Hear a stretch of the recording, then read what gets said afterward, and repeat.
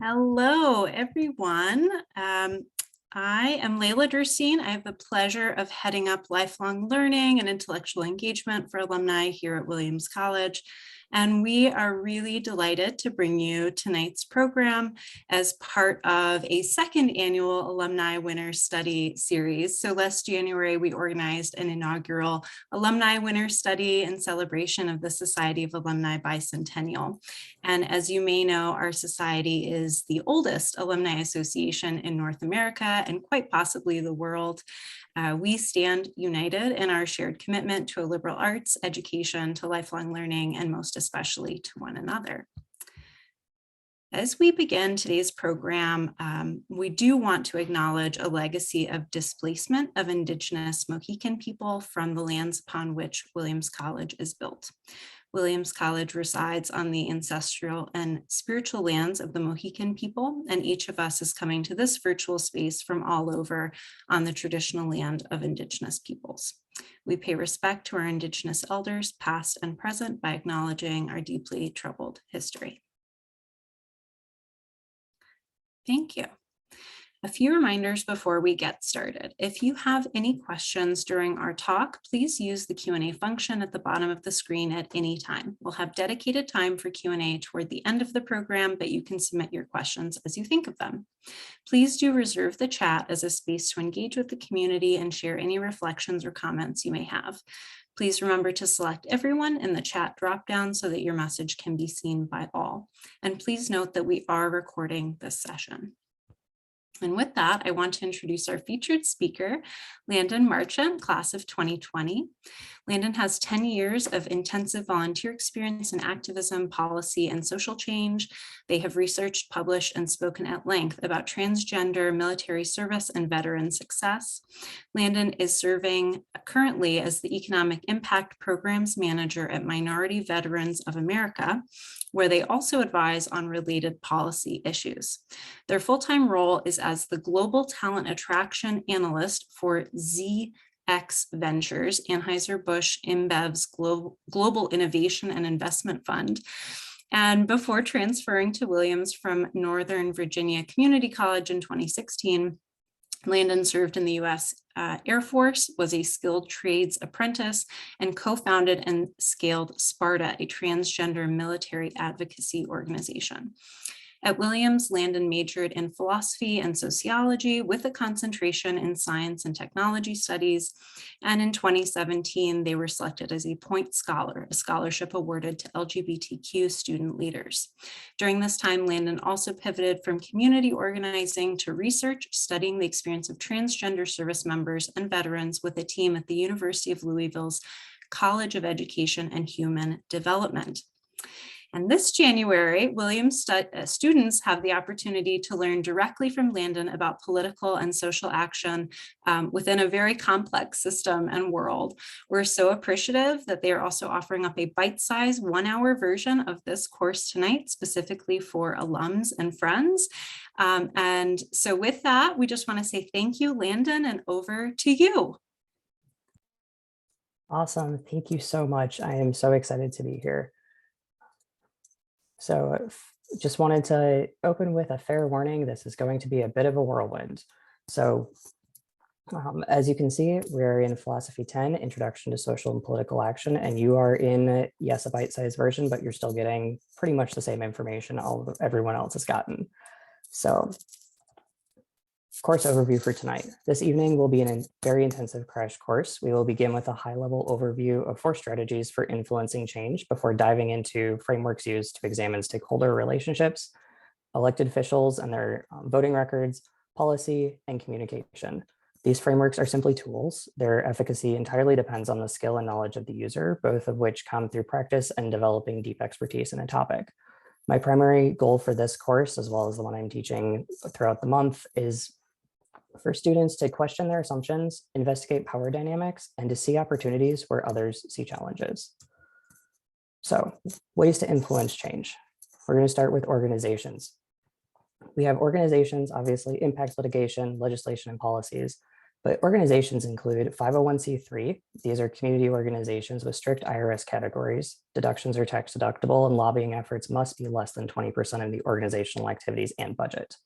A 501c4 is a social welfare group. Donations are not tax deductible, and there's no limitation on lobbying related to the organizational cause.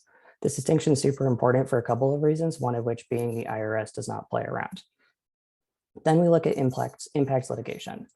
So there's really great examples of impacts litigation, and I want to specifically focus on these two. Windsor, United States v. Windsor we are very lucky to have Edie Windsor, put it like that. Edith Windsor and Thea Spire were legally married in Toronto in 2007 after being together for 40 years. Their marriage was officially recognized in New York in 2008, when the state ordered agencies to recognize same-sex marriages performed in other jurisdictions. When Thea died in 2009, her entire estate was left to her wife, but Edie was barred from claiming the federal estate tax exemptions for surviving spouses under the Defense of Marriage Act. That law prohibited the federal government from recognizing marriages of same-sex couples, and as a result, Edie was faced with a $300,000 estate tax bill. She took her case to the Supreme Court, challenging the government's ban on recognizing legally married same-sex couples for federal purposes, including Social Security, immigration, family, and medical leave.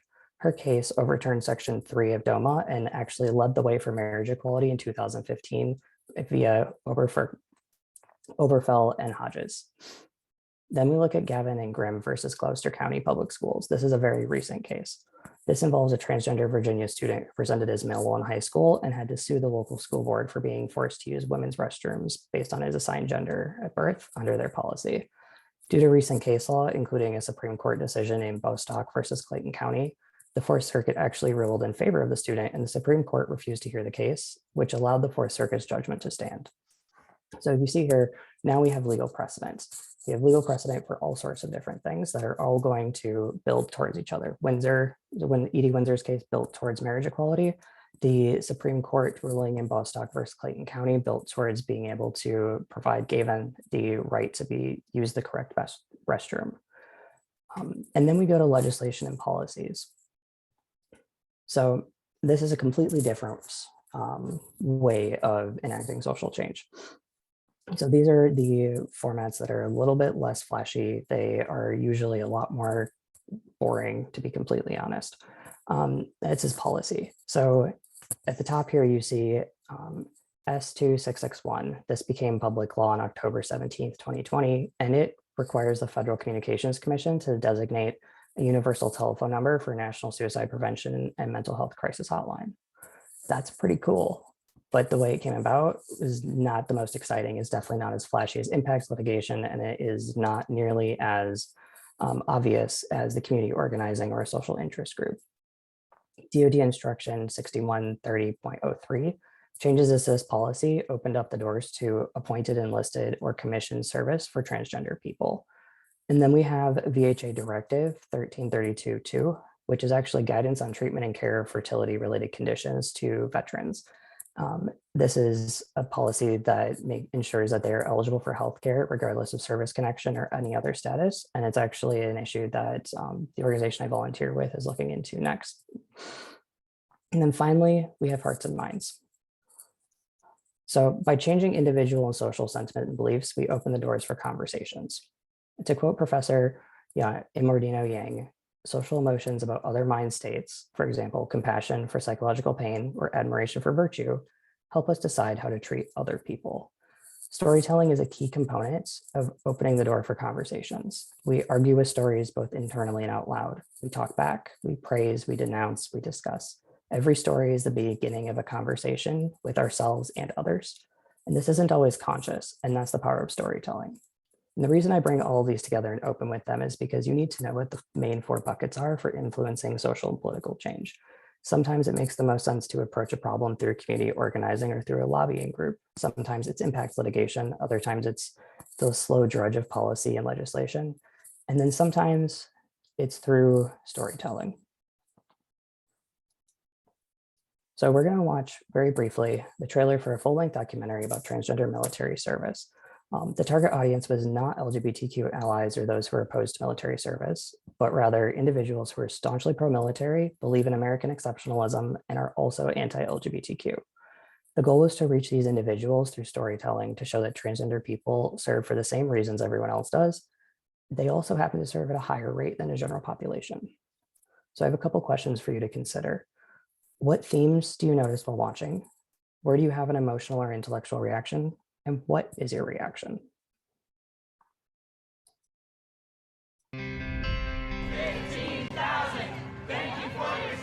All transgender troops want to do is serve like every other troop. 4 U.S. service members risking their lives for their country.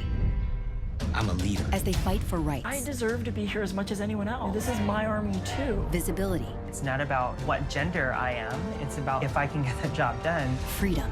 Why are you denying me that want to serve? Transmilitary. Thursday, November 15th at 8, only on Logo. Awesome. Thank you for bearing with me and watching that quickly. The reason I want you to watch this is because there are definite themes that are pulled out. The students in the January term called out American exceptionalism, social norms around military service, economic similarities between trans service members and everyone else. So when you are telling stories, you connect with people. And by telling these stories and helping connect with individuals, we were able to move forward policy changes that are currently working on being codified into law at a much faster pace than originally anticipated. We didn't think we would see open trans service for a minimum 10 years, and we achieved it in 4. Cool. So now we're on to picking an issue. So when you're looking to get involved or enact change, spend some time researching to determine the values and issues, not just what you think is going on. If you aren't embedded within the community, you want to consult with experts and listen to them. You want to make yourself available as an ally rather than coming in to say, this is what we're going to fix. And then you combine community member input with research and qualitative measurement.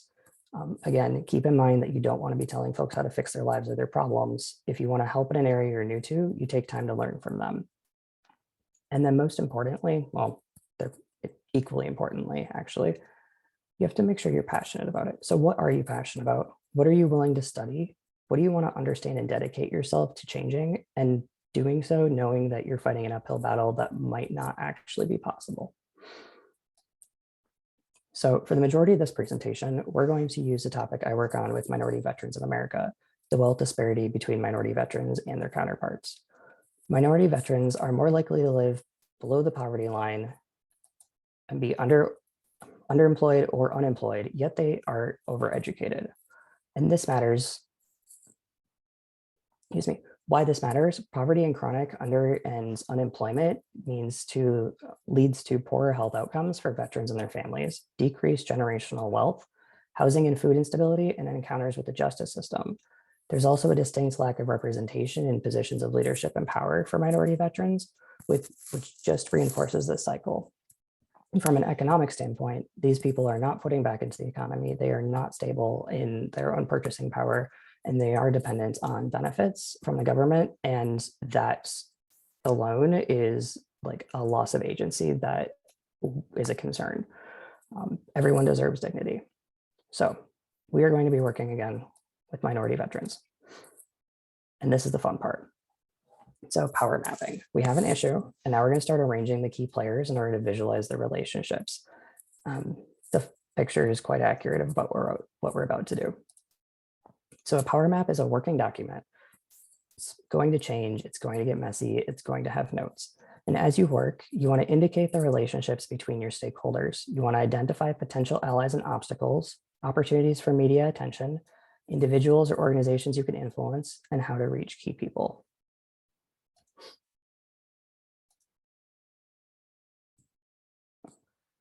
So here is a draft power map. As I go through this, feel free to drop suggestions in the chat. Feel free to discuss in the chat. And you'll see that a power map can get very messy very, very quickly. So it's best to use a whiteboard or a mapping software. There's plenty of them available online, as that will let you expand, add notes, indicate relationships, images of people, etc. On the left, we have this issue. From there, I've articulated my goal. But this is still pretty huge and vague. So closing the wealth gap between minority veterans and their counterparts, like that sounds cool, but what does that actually mean? Version 2 is slightly more precise. So we're going to increase access to professional development, employment, and entrepreneurship for 9.7 million minority veterans. And what's the social context? We have American exceptionalism. That means people care a lot about veterans at some points. They pretend to say they care. We have public conversations about race and class going on, and we have COVID-19. Cool. So now let's take a look at the minority veterans by the numbers. These are our stakeholders, but they're not the only ones. When we're thinking about who else is impacted by minority veteran wealth disparity, we have to think about families and the communities where minority veterans live. They're in light blue, so I can easily see that they're stakeholders, but not the primary community. And then we go to organizations. I'm going to start with the organization I volunteer with, Minority Veterans of America. This map we're building is actually a version of what I did at MVA to plan out our economic justice strategy. Excuse me. And then we have our people. So Lindsay Church is a founder and executive director of MVA. And then we go into the Veterans Affairs System, which includes the U.S. Department of Housing and Urban Development, the VA Supportive Housing Program, HUD-VASH. And that is the program the VA uses to help unhoused veterans and their families get sustained permanent housing. And then we have Congress. And it doesn't matter if you wouldn't work with somebody, you want to map out the big players you need to be aware of. Each committee and subcommittee has their own area of focus. So Representative Takano is chairman of the House Committee on Veterans Affairs. He's a veteran himself and a huge supporter of minority veterans. I've personally had the honor of working with his office on some issues. Rep. Brownlee is also a minority veterans ally and chair for the House Veterans Subcommittee on Health. And then we look at the Senate. The Senate Veterans Affairs Committee and the Senate Armed Forces Committee are very important. Legislation, for example, we have the Voices for Veterans Act, which is a bill to amend Title 38 of the United States Code to expand the Advisory Committee on Minority Veterans to include veterans who are LGBTQ, gender diverse, non-conforming, intersex, or queer. And then organizations. So as you can see on the legends, this category contains nonprofit and corporate entities, and the entities I'm about to name are just examples. The list is incredibly expansive. So going back to the nonprofits, we have the Black Veterans Project and Richard Brookshire. This is an organization dedicated to storytelling and changing the narrative around what it means to be a Black veteran. And then we have corporations. Companies have a renewed urgency around DE&I hiring, and this is not nearly an exhausted list by any means, but these companies have dedicated veterans hiring programs or are highly ranked for DE&I, while some are both. And so how can they help my goal of increasing minority veteran employment? What can these employers offer the minority veteran community? And see here where I have the arrow and the note. This is an example of why there's this relationship. So you want to connect the organizations with the stakeholders. And I like to put myself a little note here. Diverse teams produce better business results. This is the benefit for the corporations. And these employers pay well, which is the benefit for our community in need. And then after this, you start adding in people who are like other examples. For example, we have Andy Blevins, JD. He's speaking to our students next week, actually, and he's an expert on policy and advocacy. He served in the White House. He's in here because he's a useful person. He is a brilliant, smart human, and he is very, very well educated in of these issues. So if I'm going to run into something that I don't know, I go to Andy. Andy's connected to Congress. He's connected to the VA. He's connected to nonprofits. He's a little bit connected to some employers, but his real skill set is in government. And so then in order to build on this, you would continue by putting people who can connect you. Who is the hiring manager at Capital One? Who's the hiring manager at Fidelity? Who is the veterans coordinator for your region at the VA? And as you can see, this gets very messy very quickly as you start to map out everything. So on to lookbooks. So this is very quick, one-page profile detailing the bills a legislator has introduced, their voting record, bipartisanship score, and their demographics. So I mostly focus on legislators in committees and subcommittees because that's when bills are discussed and reviewed by and with community members.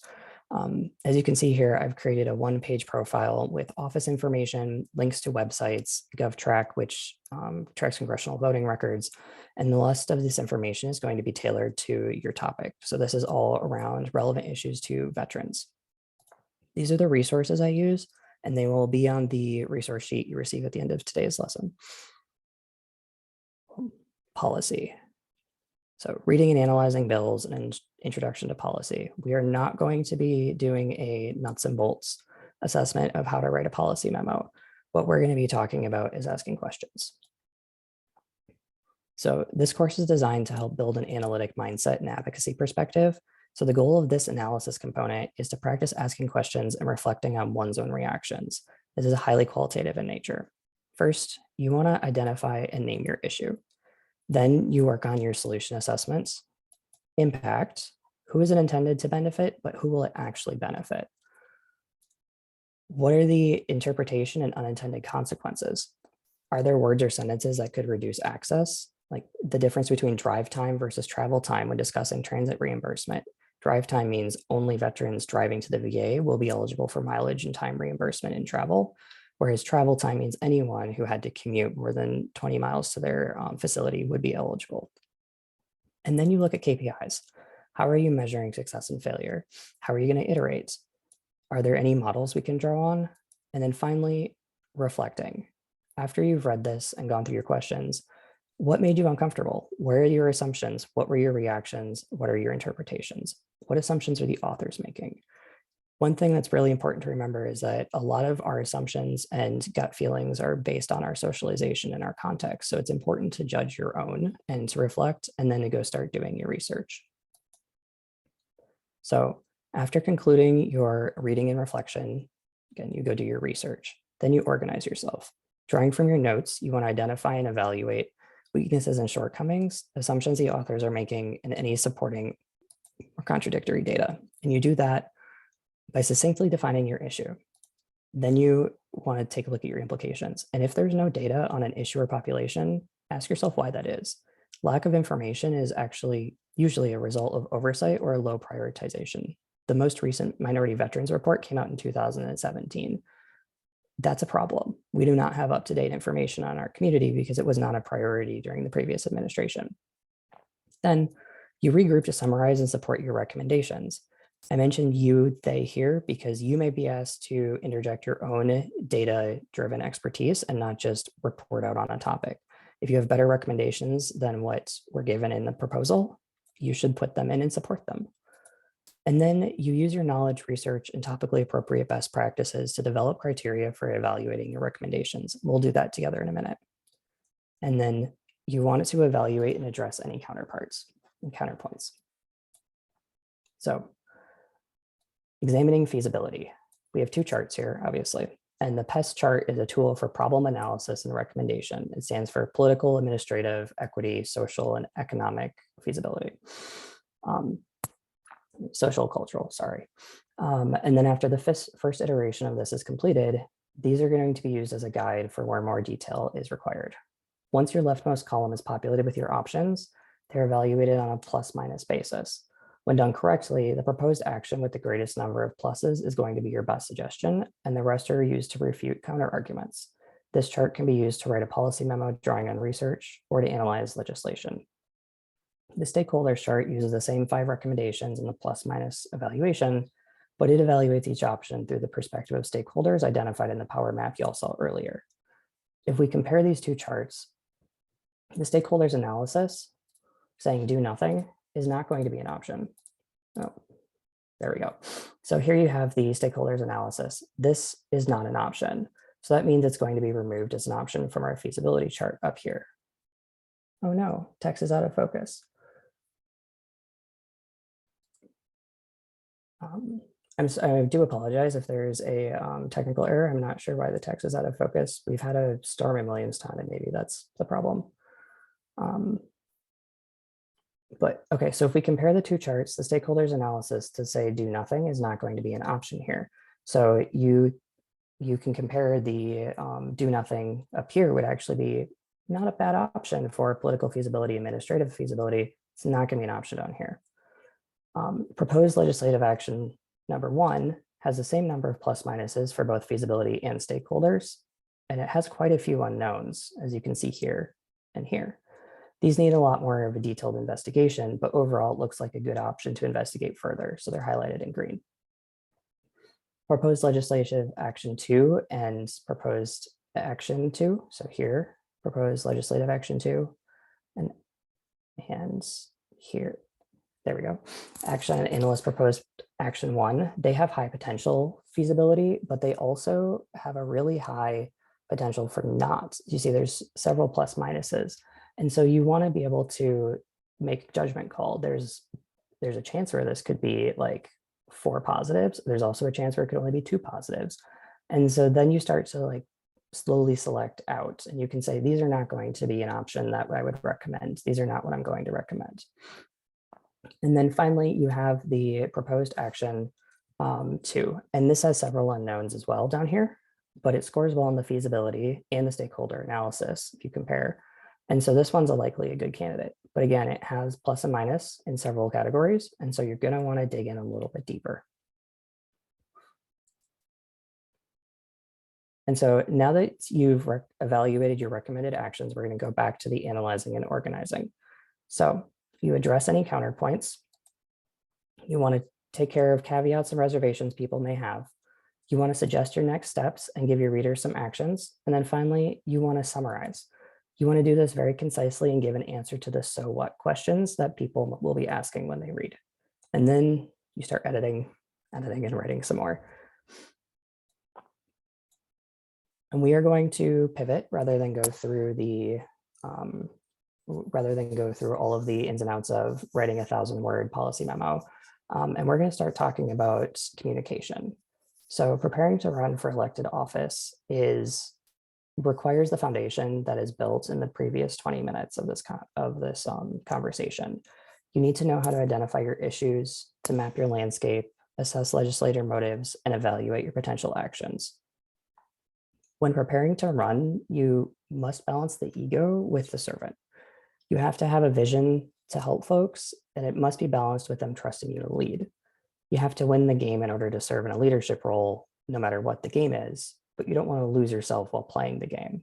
And you have to prepare for people to hate you and to love you and to switch back and forth.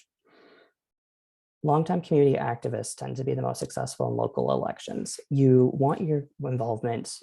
want your involvement to be an oh really or a surprise. When you announce your candidacy, you want people to say, oh, of course. And you want people to be surprised you haven't already run. So this topic alone could be an entire course, and we're going to focus on values-based communication in order to stay somewhat focused. Facts and resumes really don't matter if you can't connect to your competition and the audience. We've seen this time and time again in debates, in messaging, of every election in history that has been recorded since the beginning of the country. A successful messaging framework is what controls your debate. It affects your message. You can put yourself on the offensive, and it lets you lead the discussion. It draws upon shared values and emotion, and sometimes it's out of your control, but that's okay. So we're going to start in Troy, Michigan in 2012. Despite community support for their library and a willingness to increase their funding when asked directly to their face, proposed tax cuts to defund the library actually won time and time again when put up to a vote. When people at Troy were asked outside the ballot booth whether they'd pay for the library, they were thrilled, overwhelmingly said yes, offered to increase their taxes. So what was happening, according to library advocates, was thanks to a group called Troy Citizens United. The anti-tax organization contested any public proposal that included a tax increase, regardless of its purpose. Among the 19% of eligible city voters who turned out for those ballots, very small but unsurprisingly small percentage, Troy Citizens United evidently held a major anti-tax sway. So eventually, Troy Citizens United was joined in their opposition to the library tax increase by a committee called Safeguarding American Families, which said it was rooting for the vote to lose so it could throw a book burning party once the library closed. That's right, a book burning party. Safeguarding American Families printed up signs that said, vote to close Troy Library August 2nd, book burning party August 5th. They planted them on lawns. When the signs got torn up, they replaced them with new ones. They took out an ad in the Troy Times for a clown and ice cream vendor to serve as additional entertainment. They posted things on social media saying, there's 200,000 reasons to close the Troy Library. They're called books. Long story short, this infuriated people. And just before the election, this Safeguarding American Families posted this. A vote against the library is like a vote to burn books. Safeguarding American Families, a viral hoax campaign run by a marketing firm, and the Troy Library was saved. So how do we go from a hoax marketing campaign on a book burning to an individual? The connection is that that was a values-based communication. People responded viscerally to being told that we're going to throw a book burning party. They were not okay with this. So this should look familiar. It's the work that was done earlier when determining policy and advocacy issues, goals, and who's going to be involved. But this time we're going to apply it to a candidate. Think of it like commercial marketing. They target audiences to sell X products. They target to Y and Z. The book burning party gained traction because it was a stronger appeal to values than the desire to cut taxes. So once you're looking to get people on board, you need to think like a marketer. It feels icky, but it's true. People need to be made to care, need to think that caring is their idea, and they need to be moved emotionally. So there's two major components to building your story. First, we're going to outline your plans and goals. This pains me to say, but very few people will remember the numbers and figures, but that doesn't excuse you from having plans. You want to be able to outline your goals and communicate them to a child. And you've developed your what, your goals and actions. You need to be able to explain them to the neighbor's second grader, but you also shouldn't go introducing yourself to people just yet. And you need to know your facts and figures, always know your goals, but you don't lead with the details. You want to lead with values. You need to think of it as why before the what. So first, why are you passionate about your issue? And I mean passionate. What is driving you to run for office? What is driving you to take on a job that in order to even win the honor of doing the job, you're going to have to walk and knock on doors for 3 to 4 hours a day. And you're going to have to do that in the rain. You're going to have to do that in the snow. You're going to need to be seen out in the worst weather. What is your personal connection and your passion for doing that?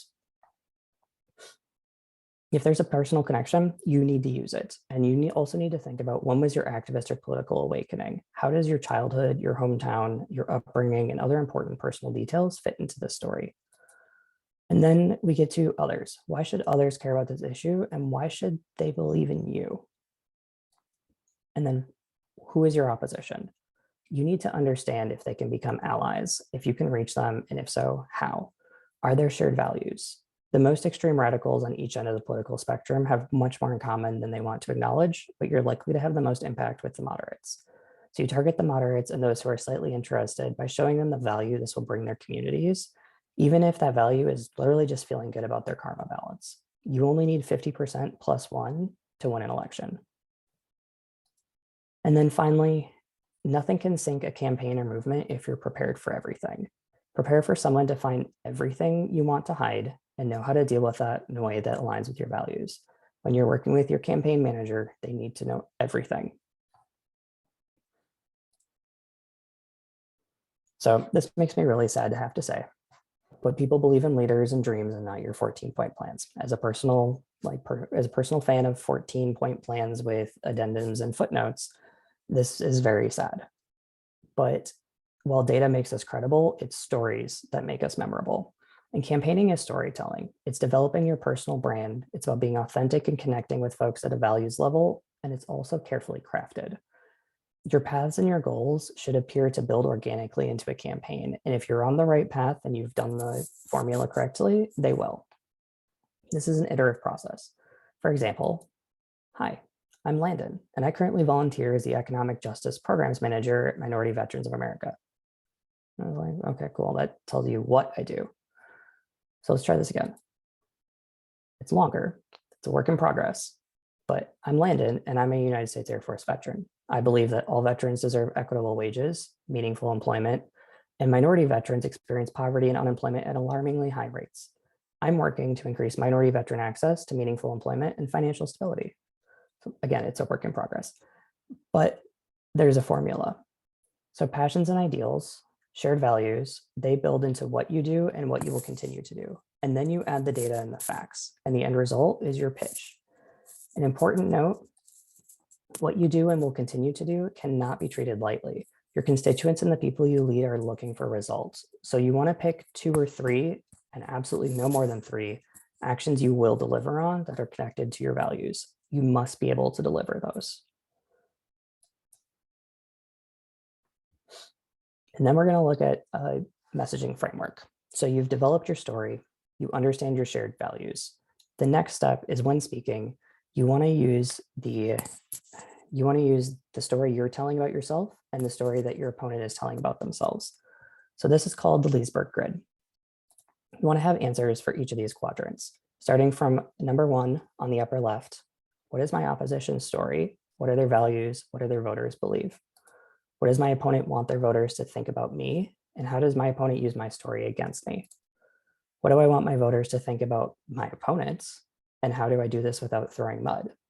And then finally, what do I want my voters to think about me? And what is my story? We're going to move this out of theory and look at an example using Obama and McCain. On election day, what does John McCain want voters to think about John McCain? On election day, what does John McCain want voters to think about Barack Obama? And then what does Barack Obama want voters to think about John McCain? And then finally, what does Barack Obama want voters to think about him? So when you finished filling this out, you see McCain over here, his story is, I'm an experienced leader. He's a character, he's a maverick, beholden to no one, patriotic, served his country. And then the story being told about his opponent is that Obama's celebrity, he's elitist, he's dangerously inexperienced, and he's a liberal. And then conversely down here, we have Obama saying that McCain is a creature of Washington. He sold his soul to the GOP. He's rich. He's just like Bush. And Obama's promising hope, change, being part of history, that he's personal and caring, and then he's smart, he's worldly. So you see that there's some opposition going on here. So once you're done mapping these out, you want to look for areas of contrast that favor you. For McCain, leaning into experience while highlighting the relative inexperience of his opponent is a strength.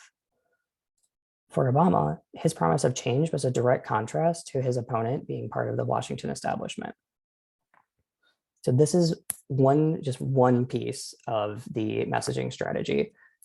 It's a very simple one. It's a very easy one to use, where you're just going to take the pieces of your story and see how they can be used against you and see where these commonalities are. So you always want to use an area of contrast that favors you, but then you also want to see, is there an opportunity where your story can resonate with the opponent's base?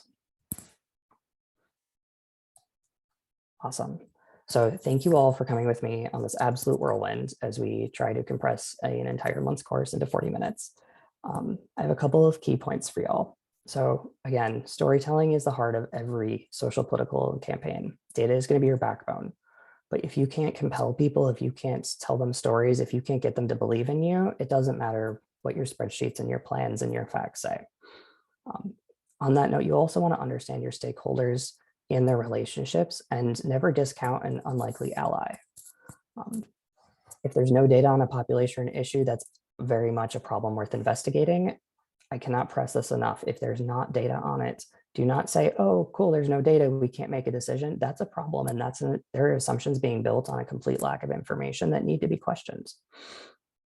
And then nothing can sink a campaign or movement if you're prepared for everything. I've said it earlier, I'll say it again. You need to take inventory of everything you want to hide and prepare for it to become public. And you need to figure out how to manage it before it happens. And then finally, a quote that I was told in one of my classes on this from Veterans Campaign: if you can fake authenticity, you've got it made. The point of this is that you're connecting with people. It's calculated, it is crafted, and sometimes you're going to have to fake authenticity. Sometimes that's the only way you're going to be able to do it. But at the end of the day, if your values align with your goals and your messaging, you're only faking the enthusiasm, not the authenticity. So again, thank you, everyone. I want to quick show off some of the student work, and then we'll move on to Q&A. I've got some great students in the class, and as you can see, they've been doing some awesome work here. This is one of their power maps, and then 2 different lookbooks. They've been champs about this, and I've dumped a ton of work on them and they are still doing great. So I'm so proud of them. Cool.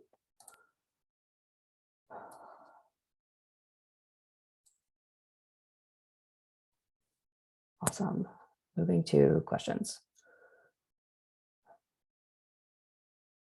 So, are there disadvantages to authenticity? There are definitely disadvantages to being authentic. It means that when attacks come, they're going to feel personal. It means that it's going to be difficult to like easily change a narrative. If you are being vulnerable and authentic, then there's always going to be the risk that there's going to be more targeted attacks, but at the same time, the story and your goals and your mission will resonate with the population more. It's a difference between feeling like you're speaking with somebody who's trying to sell you something and speaking with somebody who you feel you can trust. The challenge is making sure that the authenticity that you're giving out is not too much. So this is something we chatted about actually last night in class, is that how do you draw that line between being authentic and being transparent and living your values and still keeping things for yourself? Like, you need to keep some things private even when you're living in the public eye. I'd argue it's even more important. And so when considering authenticity, also trying to keep in mind, what are you willing to share and what is it that you want to fiercely protect? Let's see here. The statistics that minority veterans were 40% more likely to be financially disadvantaged compared to non-minority. What about compared to non-veteran minorities? If those are similar, shouldn't we be focusing our work on all minority populations? So great question. And yes, we definitely should be focusing our work on all minority populations. The veteran minorities tend to be doing slightly better than non-veteran minorities in some aspects. I'm happy to send out the veterans report, Dan, if you want to reach out. I'm happy to share that with you because there are instances in which veterans are doing better than non-veteran minorities. But the other things that veterans tend to deal with, minority veterans experience assaults and harassment and identity-based violence in the military at a higher rate than obviously their non-minority and dominant culture counterparts. So there is this other baggage that comes with being a veteran that people usually have to live with, as well as a deep distrust of institutions due to their treatment while in the military, the very same military that they enlisted in order to try and improve their lives. And so it's a juggling act of how do we take care of people who are disenfranchised and scared of institutions and rightfully don't have trust for them, while also keeping in mind that there are people who are struggling more. The reason I work with minority veterans is because I am a minority veteran myself, and the work that we're doing actively lifts up other people in the community. There's also a lot of work out there being done for marginalized populations, but there's not very many communities or not very many organizations focused on minority veterans specifically, especially not when you look at non-religious minorities and like some of the more like granular cuts of how you would consider diversity. How to deal with disinformation. If I could solve that, I would be very rich. That is honestly a really good question. And even the operatives that I've spoken with and learned from who coordinated like the Grassroots campaigns, I was lucky enough to learn from the gentleman who coordinated the Grassroots Republican takeover the last 10 years. Even he doesn't have an answer for this, and he created it. And so there's only so much you can do when somebody is completely surrounded and living in a environment where facts just aren't real, or when information is so blatantly wrong. Deep fakes and other types of technology are making it worse. What we can do is meet people where they are with compassion. And it's not a forgive and forget. It's a, if you're going to try, I will meet you there. And it's also understanding that different people hold on to different fears, like misinformation and beliefs, for different reasons. Somebody might struggle with their child coming out as queer because in loving their child who is queer is directly at odds with like their deeply held like religious beliefs. That's something I've personally experienced. And so that process, you have to bring people along and slowly work with them to what information they are capable of like receiving, but this is at an individual level. I wish we had an answer for it at a larger level, aside from banning Facebook. What sorts of topics, campaigns and issues have the students been exploring this month? So they have been all over the place. We have somebody exploring abortion and comparing the Texas bill to Vermont legislation that's being proposed that would actually codify Roe v. Wade into Vermont law, and even if it gets revoked and overturned at the federal level. We have a student who is focusing on Arizona and solar panels versus fossil fuels. We have a student who's focusing on water rights and water speculation in Colorado, which is fascinating and so confusing. And then we had a student join us late who just picked his topic and refuses to tell me until he can articulate it. So it's between one of three, and he's got 2 weeks to finish his project. So we're meeting later this week to make sure he's on track. So what happens when your opposition has taken the same class notes? How do we get the upper hand? So it's funny. Everyone has the same tools and the same playbook, but they use them differently, actually. The 2 major political parties run their campaigns completely differently. They run their messaging completely differently. They just have the same formulas.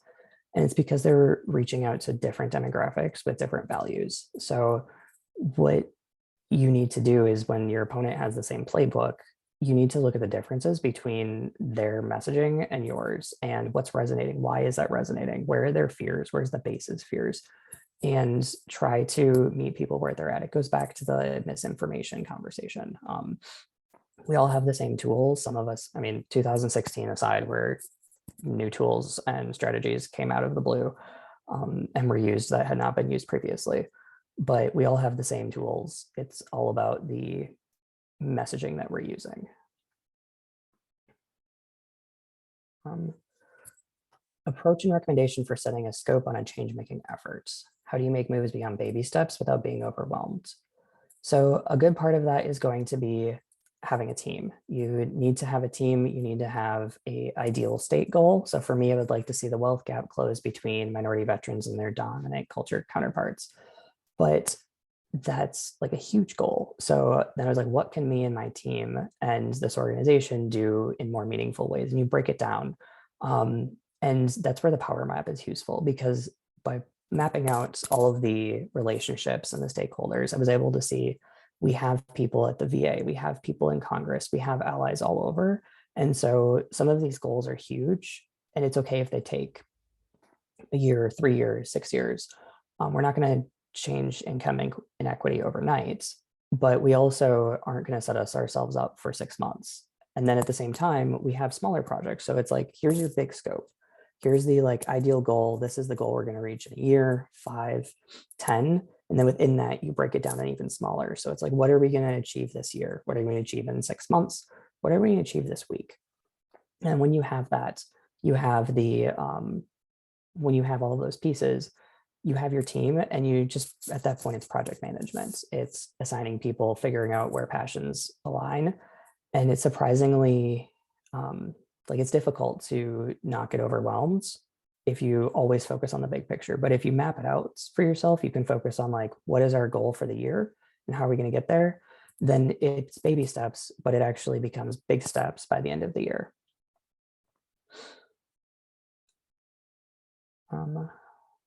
Does the need for all this research and analysis preclude true grassroots candidates from ever having a chance to get in office? Actually, no. True grassroots candidates have succeeded. We saw, for example, AOC, the true grassroots candidates, did a lot of work in her community and held she was super accomplished in college, super successful, and was also bartending at the time that she started to run her campaign. She wore her soles of her shoes out when canvassing and knocking on doors.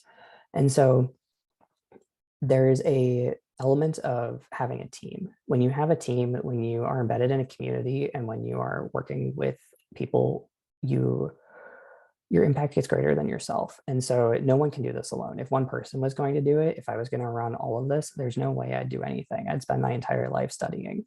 But because there's people around me who are experts and who can share information and can brainstorm, and we create something better together, then it's possible. The trick is also, though, when you are a true grassroots candidate, is making sure that you balance this understanding of like servant leadership with your community, because your community is the only reason you're going to get anywhere.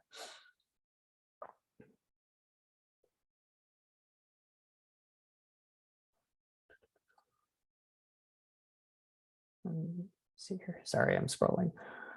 Do I have any tips on navigating conversations with people on the opposite side of the political spectrum?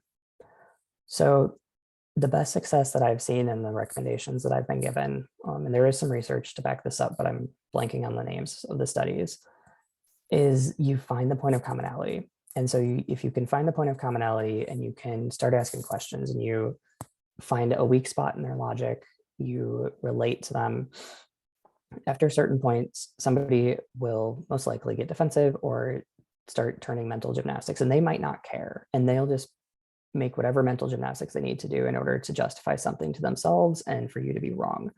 And that's okay. Like that's just part of the process. Some people you're going to be able to get through to, other people you're not going to be able to get through to. And the point is that you just don't, I don't want to say don't give up, because you need to take care of yourself, but understand that you're never going to be able to lead a horse to water. Like you can, or you're never going to be able to make them drink. You can lead them there. You can be that person. You can ask the questions. Do so without rising to the bait if you can. Do so without getting angry if you can. And just ask the questions. Keep asking leading questions that get them to talk through their own logic. And then separately, Harvey Milk gave this great advice. He was an incredible leader. He said, if we all come out at once, like, what are they going to do? This is a terrible bastardization of what he actually said. But his theory was that if everyone came out of the closet at once, then they would have to be accepted. And so by being that person in someone's life who's like, hey, I know you don't support abortion rights, but like, what if your daughter was going to die if she like couldn't have an abortion? Or what if like your son was raped in the military and needed to be able to get healthcare? Like, for helping people bring it back home and being that person, like I'm very open with my story and my transition and the work that I do, because it's important for people to see like these big scary concepts and these like boogeymen are not actually boogeymen. We're just people. And so it's patient, it's hard, and bless you for doing it.